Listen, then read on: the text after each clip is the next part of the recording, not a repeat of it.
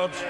Thank you very much indeed, Mr. Speaker, and it is a privilege to follow the honourable gentleman, the member for Esher and Walton. And can I say at the outset that for similar reasons that he has given, we have had very good discussions with the government over recent days, and indeed the other members on the backbenches in both parties. And for the reasons that he has set out, we agree that the right approach is to support the Amendment N in the division lobbies tonight, in order to give the Prime Minister that necessary support which will indicate to the European Union that there is a way through which can command support in this House.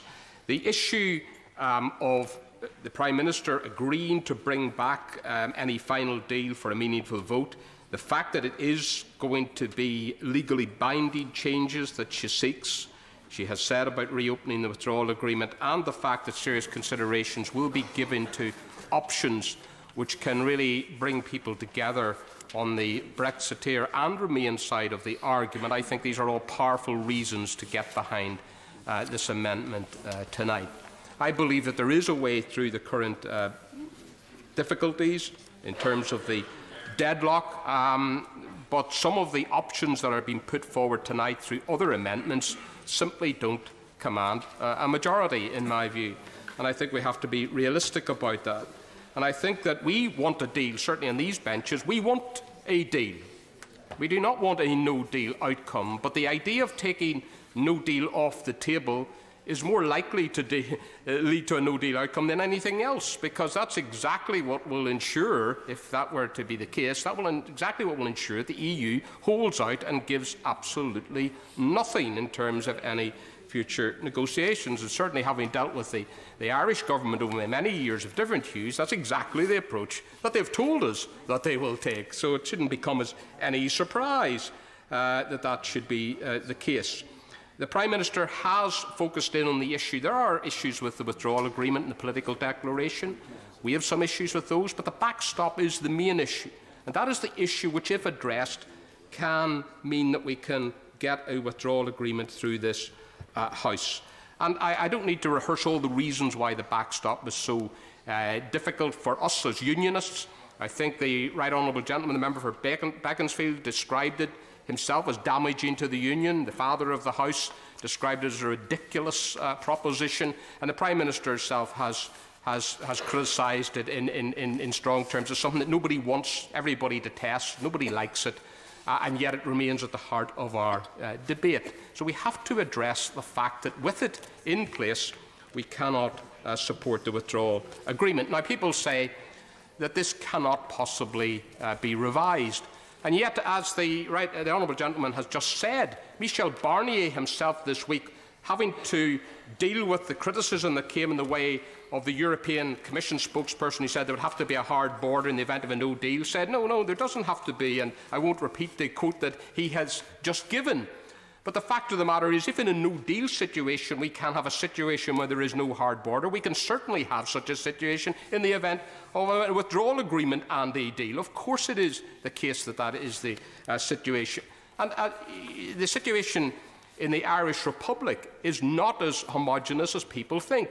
The Irish Republic Prime Minister Leo Varadkar said the other day that in the event of no deal we'd have to send troops to the Irish border. And then quickly the Irish government retreated from that. He was out in Davos and he may have been mixing with all sorts of characters. I don't know who those could possibly be.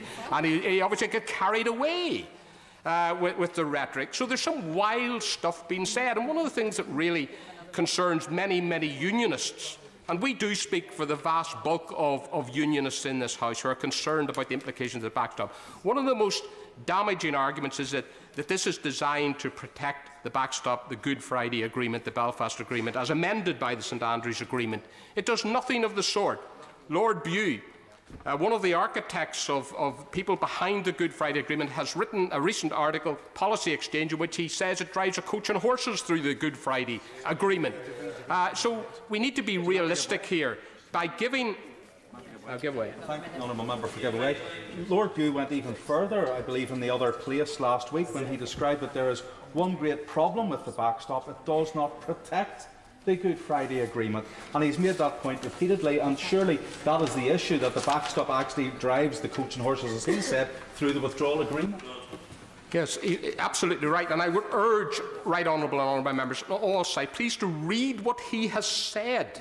He voted Remain. He's a supporter of the Good Friday. Read what he has said about this instead of listening to some of the myths that are about that. For instance, the myth that the open border is part of the Good Friday Agreement, the Belfast Agreement. The Belfast Agreement does not mention anything to do with an open border.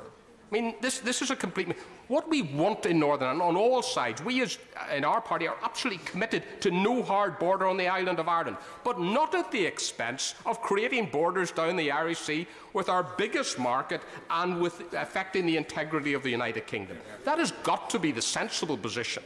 And I believe now, if we get behind the amendment as tabled by the honourable gentleman, the member for Altrincham and Sale West, and send the Prime Minister out to Brussels with that strong support behind her, then we can achieve something that people have said is not possible, and we can get this deal sorted out for the good of all of our country.